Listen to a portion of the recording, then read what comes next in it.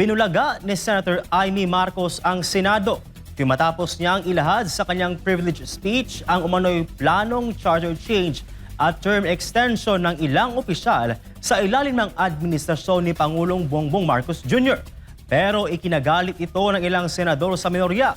Si Sheena Torno magbabalita live. Sheena, magandang gabi.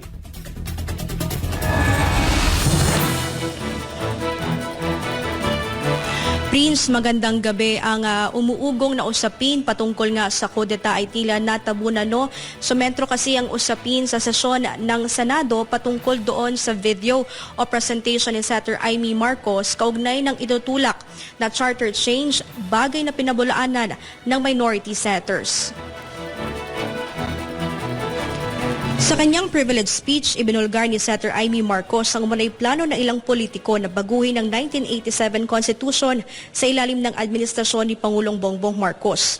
Ayon sa presentasyon ng Senadora, noong April 22, 2026, bagong impeachment vote at bago mag-convene bilang impeachment court ang Senado, nagkaroon umano ng pagpupulong sa isang hotel.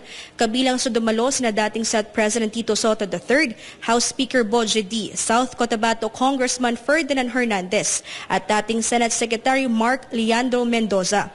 Kasama rin ang isa pang mambabatas, isang gobernador, retired military officer, dating mataas na opisyal ng gobyerno at 5 mula sa pribadong sektor.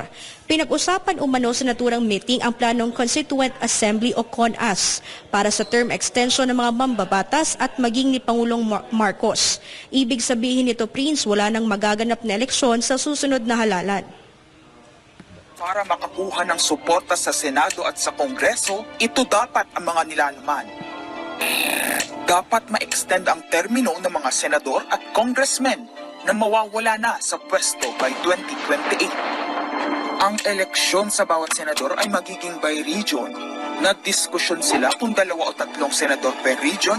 Kinompute nila kung mayroong 18 regions, nasa 36 o 54 ang magiging senador. Lumutang din ang usapang para hindi makaporma si Inday Sara sa 2028, gawing 50 years old ang edad ng pwedeng tumakbo. Ito ang inaatupag ng ilang mambabatas na nagiging mambubutas ng sikmura ng taong bayan. Gusto nilang pahabain ang paghihirap ng Pilipino.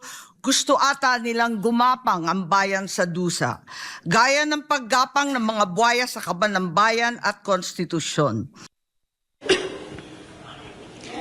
Sa ilalim ng CONAS, madaragdagan ng 3 taon ang termino ng mga incumbent officials o mananatili sila sa pwesto hanggang 2031.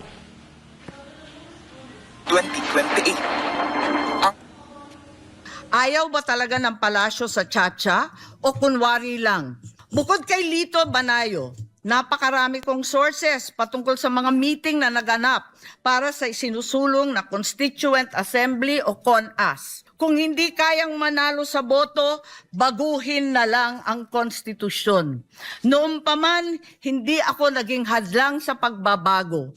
Kumpara lamang sa ekonomiya at ikagiginhawa ng buhay ng Pilipino. Pero magagaling ang mga buwaya. Tahimik na gumagapang upang malamon pati ang konstitusyon. Hindi kinatuwa ng minority senators ang naging expose ni Senator Amy Marcos.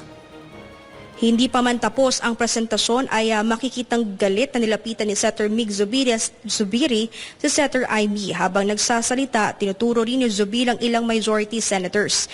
Tinawag pa niyang propaganda tool ang video presentation ng senadora. I just want to point out that the video that the lady senator presented was obviously opinionated, a propaganda tool, right?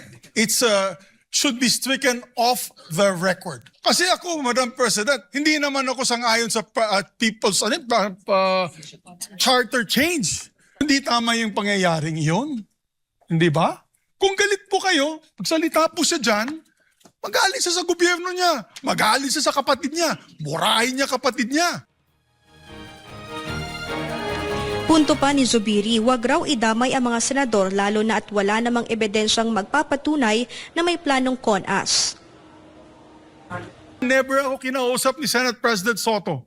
Never ako kinausap ng mga kasamahan ko dito about charter change. Inday-badiday na ba tayo dito sa Senado? Kaya nga sinasabi, we're circus. Samantala, kinumpirma naman ni dating Senate President Tito Soto III na nagkaroon nga ng pagpupulong at napag-usapan ang CONAS. Pero ayon sa kanya, biruan lamang umano ito. Sabi ni Senator Lacson, anong ginagawa nyo rito? Nagkamali ako ng pasok. Hindi, sabi ko, nagkwentuhan lang kami. Sabi ko, at tinanong ko pa siya, ilan ba yung kwartong pinapagawa sa new Senate building? I even asked him that. Bakit? Sabi niya, why? Ito kang kako, yung mga congressmen gustong gawing regional. Gusto nilang gawing 36 ang mga senador. Sabi ko, tatanong ko kung kakasya ron. We were joking.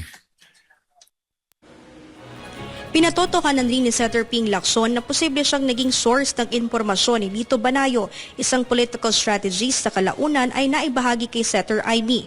Pero ayon kay Senator Lacson, hindi naman seryosong usapin tungkol sa charter change. Nilinaw rin niyang walang ganitong usapin na napag-uusapan sa kanilang caucus sa minorya. Naming napag-usapan yan in as many caucuses that we held or we had in different places. Ang pinag-uusapan po lang namin, Madam President, kung paano natin isasalba yung integridad, yung dignidad, yung reputasyon ng Senado. Wala po kami ibang pag-uusapan na kaya kami magpaplano na mag-take over sa Senate leadership para sa CONAS. Never. Nagpahayag din ng kaparehong sentimiento ang iba pang senador sa minorya. Tinawag nilang fake news o hawsyaw ang presentasyon ni Senator Amy. Kabilang dito sina Senator Raffy at Erwin Tulfo, Senator Kiko Pangilinan, Senator Bam Aquino at Senator Win Gatchalian. No comment naman sa issue si Senator Lito Lapid na kasama rin sa minority senators. Hiling naman ng ilang senador na strike out o tuluyang alisin sa Senate records ang naging presentasyon ni Senator Amy Marcos. Prince, tinutulan naman ni Senator Rodante Marcoleta yung motion ni Senator Zubiri na tanggalin nga sa Senate records yung video o presentation ni Senator Amy Marcos. Sabi ni Senator Marcoleta, hindi naman offensive yung sinabi ni Senator Amy Marcos sa mga minority senators.